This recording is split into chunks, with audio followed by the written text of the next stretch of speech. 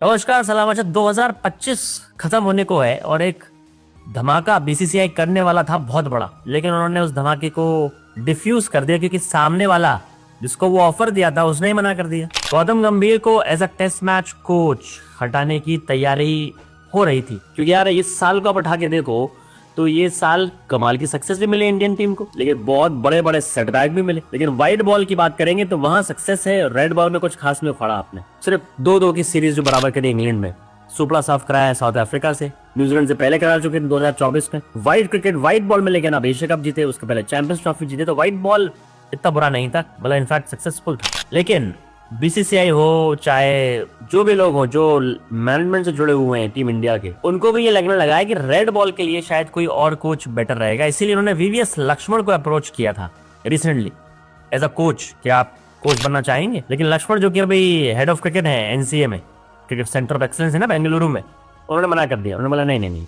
अभी मुझे इस भसड़ में नहीं पड़ना है, मतलब अभी मैं सही हूँ जहां पर हूँ। लेकिन मुझे लग रहा है कि फ्यूचर में डेफिनेटली लक्ष्मण कुछ कोई रोल लेंगे। जब इंडियन क्रिकेट को रिसेंटली उठा के देखो, हमारे यहाँ ये पाकिस्तान जैसा नहीं होता है कि हर दूसरे महीने में कोच चेंज हो रहा है, हर चौथे महीने में नए सिलेक्टर आ रहे हैं। एक कंसिस्टेंट पैटर्न है कोचिंग का, सेशन पैटर्न का भी, सेशन पैनल का भी। कोच देखो आप उठा के पिछले 10 सालों में एक कंसिस्टेंसी रही है, बस उसको हटा दें। कुंबले वाला यार हटा देंगे, 2 साल में उनको हटा दिया क्योंकि उनका फड्डा बढ़ गया था विराट कोहली से, दुनिया को मालूम है वो। उसके बाद शास्त्री साहब आए, शास्त्री के बाद राहुल द्रविड़ आए, और अब गौतम गंभीर के आने के बाद थोड़ी सी जो पहले चलता था लाइक 15-20 साल पहले थोड़ा सा दिक्कत आती थी हमारे यहाँ कोचिंग को लेके भी, कि कोच को लेके बातें ज्यादा होती थी, टीम को लेके कम होती थी। लेकिन गौतम गंभीर की पर्सनैलिटी ऐसी है, टीम में ऐसा लगने लगा कि पॉलिटिक्स हो रही है।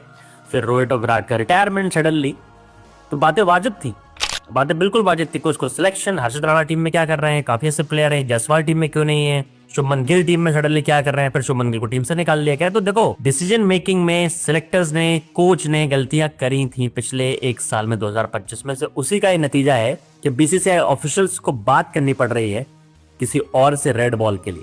ये व्हाइट बॉल में आप हाथ नहीं लगा सकते गंभीर को, चाहे वो किसी को भी खिलाए। फैक्ट है, अगर वो किसी को भी बैक कर रहा है और टीम अगर रिजल्ट दे रही है तो मतलब ही नहीं है, फिर तो व्हाइट बॉल बिल्कुल डिजर्व करते हैं गौतम गंभीर। लेकिन रेड बॉल में हम लोग जिस तरह से एक्सपोज हुए हैं, और स्पेशली जो हमारी स्ट्रैटेजी रही है, मतलब रेड बॉल टीम, मैंने कभी नहीं सोचा था कि हमारी टेस्ट मैच टीम में T20 वाला फ्लेवर आ जाएगा। वॉशिंगटन सुंदर नंबर 3 पे खेलेंगे, हम 6 ऑलराउंडर खेलेंगे, हम लोग स्पेशलिस्ट बैट्समैन के साथ नहीं खेलेंगे, हम लोग बॉलर ज्यादा नहीं खिलाएंगे, मतलब तो वो बहुत बड़ा डिजास्टर था। अब इंडिया की 2 टेस्ट सीरीज इंडिया को बाहर खेलनी है, श्रीलंका में खेलनी है, एक न्यूजीलैंड में खेलनी है।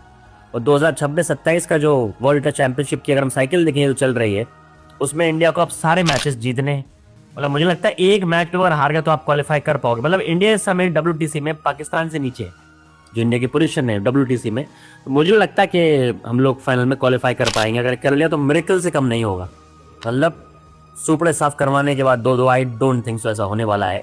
लेकिन गौतम गंभीर बाल बचे हैं साल के एंड में, वीवीएस लक्ष्मण मान जाते तो शायद वो कोचिंग रेड बॉल की चली जाती। स्प्लिट कोचिंग मेरे हिसाब से इंडिया में भी चल सकती है, क्यों नहीं चल सकती, क्योंकि एक ही टीम नहीं खेल रही है, तीनों फॉर्मेट, एक ही प्लेयर नहीं खेल रहे हैं। अगर कोई बंदा उसमें बेटर कर सकता है, उस टेम्परमेंट को ला सकता है जो कि रेड बॉल में जरूरत है, वो क्लास ला सकता है, तो आई थिंक लक्ष्मण बहुत बढ़िया ऑप्शन है। राहुल द्रविड़ के बाद अगर कोई ऑप्शन बन सकता है टेस्ट मैचेस में, द्रविड़ अपना काम करके चले गए, और व्हाइट बॉल के लिए गंभीर टॉप क्लास प्लेयर खुद रहे थे व्हाइट बॉल के, तो वहां पर वो अच्छा कंट्रीब्यूट कर ही रहे हैं। तो मेरे हिसाब से भी वीवीएस लक्ष्मण अगले टेस्ट मैच कोच, अगर मान लीजिए ऐसा अगला साल भी खराब रहता है टेस्ट मैचेस में तब।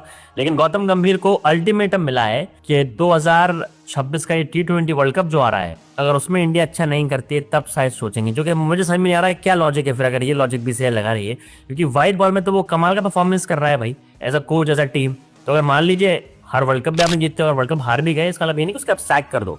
रेड बॉल के लिए आप सोचो कि रेड बॉल में टीम कॉम्बिनेशन गलत खिलाना, टीम सही लोगों को नहीं खिलाना, और जैसे एक्सपोज हो रही है हमारी स्ट्रैटेजी, वहां पर आप सोच सकते हो, जो कि सूझ भी रही बीसीसीआई, तो वहां के लिए लक्ष्मण अभी सही दावेदार है। आप बताइए कमेंट करके, क्या हम लोग को स्प्लिट कोचिंग के लिए जाना चाहिए, क्या गंभीर को रेड बॉल से हटा के लक्ष्मण को बनाना चाहिए, बताना कमेंट।